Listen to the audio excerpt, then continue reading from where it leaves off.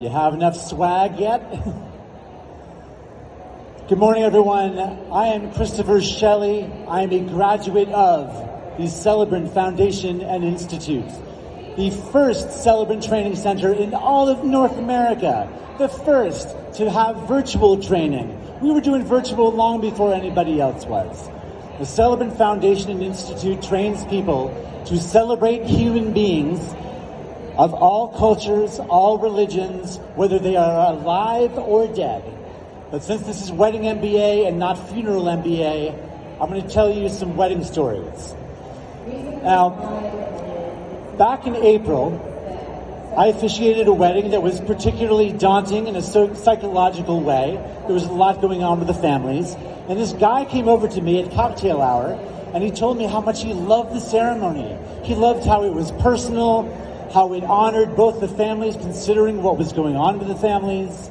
He loved that it was fun. He loved that it was funny. He loved that it was entertaining. And this made me feel really good because it turned out this guy was a Las Vegas entertainer, a juggler named Jeff Civilico, who's had a show in the Strip for 10 years. He still performs at the Excalibur. He thought the ceremony was entertaining. That made me feel great. And it also got me thinking that Celebrant Foundation celebrants are the Las Vegas entertainers of the wedding industry. Here's how I think that. We are jugglers. We juggle wedding venue contacts and wedding parties and bridezillas and groomzillas and ring bearerzillas.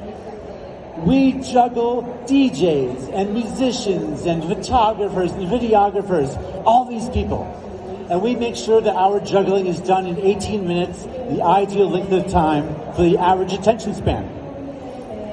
We are people who do card tricks. We actually do card tricks. Couples give us at least 52 details about their lives. We shuffle all these details together. We put them together in ways no one's ever heard of before to create an amazing, stellar, moving love story. We do balancing acts. We do balancing acts all the time between traditions and creativity, between cultures and religions, and oftentimes families. Let's say her family is Italian, his family's French. No problem. Non se preoccupare, tout va bien, monsieur. We learn foreign languages to welcome people. It's just a polite thing to do. What if his family's Catholic, her family's Jewish? No problem. We hang out under a homemade huppah while Heather hums a hymn. What if his family's from a red state, her family's from a blue state? No problem. We talk about literally anything else. We're mind readers too, yeah. Even when we're doing a small ceremony in a park by a tree with two people we've barely met before, we still know all the best things to say to make even the quickies meaningful.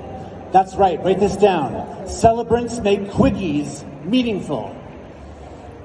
And finally, we are tiger tamers. It's true. Weddings can be psychologically daunting things to create. Wedding ceremonies can be psychologically and socially daunting things to create. Here's an example. In 2020, Lenny and Amanda had a very small wedding. It was COVID times. They were on a roof, only two people watching. My good friend Bettina, lovely woman, also a celebrant, Bettina officiated that wedding. A year later, they had a huge wedding with hundreds of guests. My friend Bettina was not available, so I officiated. But between that first wedding in 2020 and the second wedding in 2021, the groom underwent a huge transformation. The groom decided that he was now she, and she now presented as female. Lenny now wore women's clothing. Lenny wore makeup. Now, Lenny had gone around to all the family members trying to explain this transition, but they were still having a very difficult time wrapping their minds about what had happened, wrapping their minds around this decision. So by the time we got to the wedding day, and I looked out at that sea of faces, there was a lot of confusion, there was a lot of tension in the room. So here's what I did. I made mention that they'd done a small wedding the year before. I mentioned they were so happy to have everyone present to do their huge wedding this year. And then here's what I said. Last year, Lenny and Amanda's wedding celebrant was a woman. This year, their wedding celebrant is a man. And other than that, I can't think of anything that's different in their lives. This broke the ice immediately. There were so many happy faces out there, and then we went on, as celebrants do, to tell an amazing love story. The fact of the matter was, Lenny and Amanda did not care how either one of them presented to the outside world. They loved each other and supported each other no matter what, and that was that. So, that's taming a tiger. That's taking a terrifying, terrifying tiger and turning it into a stuffed little cute animal. Finally, Celebrant Foundation wedding celebrants have two major signature tricks. And this is, again, how we are very much like Las Vegas entertainers. The first trick, we make every other wedding vendor look really good. Every vendor's work is meant to reflect the couple's personality in some way. Our love stories are so personal, they explain those personalities so everyone knows what we're dealing with.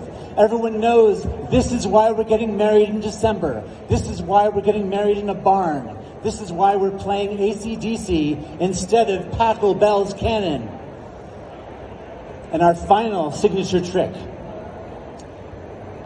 By the time the wedding day rolls around, people hear the weddings we do. They're so specific to our brides and grooms, so specific to their situation in their families, so specific to their cultures, to their religions, that many of the wedding guests, and even sometimes many of the wedding party members, assume that we are not a wedding vendor.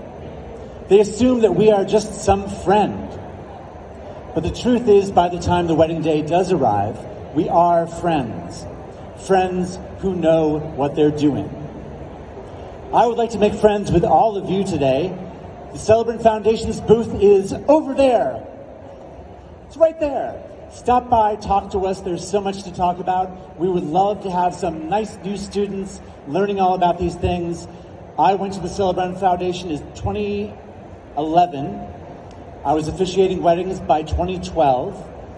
It's been over 10 years now, and I've married over 1,000 people to each other, and I'm still always learning. But one thing is always true after every ceremony I do. The guests come up to me and they ask me how I know the couple. They ask me who I am. I must know them because I said all this stuff that only someone who knows them could possibly know. And I tell them, no, I'm just some vendor they found on the Knot or Wedding Wire or something like that. And they're amazed. They're floored. If you can make a wedding ceremony personal in any way, you will knock people's socks off. But I've learned how to do all of these things at the Celebrant Foundation. They train you for the complexities of the modern wedding. Brides and grooms, brides and brides, grooms and grooms come from all over the world, all different belief systems, all different religions. It's very complicated sometimes. Sometimes their parents are still married. Sometimes they're divorced. It's complicated. It's messy. It's complex. But you can still have fun, tell an amazing love story despite all that complexity, and you will have the happiest guests you've ever seen. Please stop by our booth and say hello. Thank you very much.